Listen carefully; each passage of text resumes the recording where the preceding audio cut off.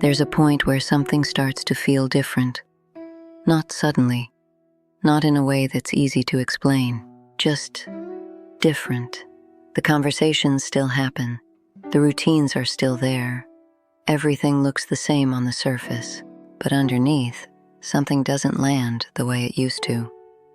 The connection feels quieter. The effort feels heavier. The space between moments feels longer.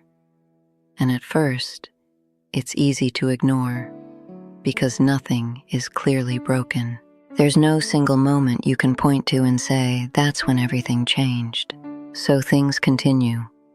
Out of habit, out of familiarity, out of everything that was built over time.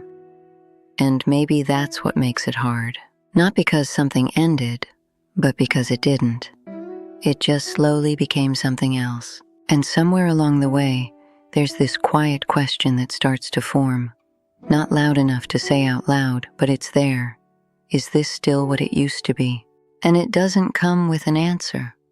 Because part of you still remembers what it felt like before. The connection, the ease, the way things just made sense. So you hold on to that. Not because it's still there, but because it once was. And that's where it gets complicated. Because when something ends clearly, it's easier to accept. But when it fades slowly, you're left trying to figure out when it actually changed. Was it gradual? Was it something small that built over time? Or was it always heading in this direction without being noticed? And the truth is, there's not always a clear moment. Sometimes it's just a growing awareness that the effort feels one-sided, that the connection feels distant, that the presence feels different. Not wrong, just not the same. And that realization doesn't come all at once. It settles in, quietly. You start noticing what's missing, what feels forced, what no longer comes naturally.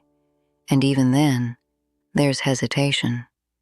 Because recognizing it is one thing, accepting it is something else entirely. Because letting go means acknowledging that something is no longer what it was. And that's not easy, especially when there's history, when there's meaning, when there are memories that still feel real. So you stay a little longer. You give it more time. You hope it shifts back. But sometimes it doesn't. And the hardest part isn't the ending. It's the space before it, where everything is unclear.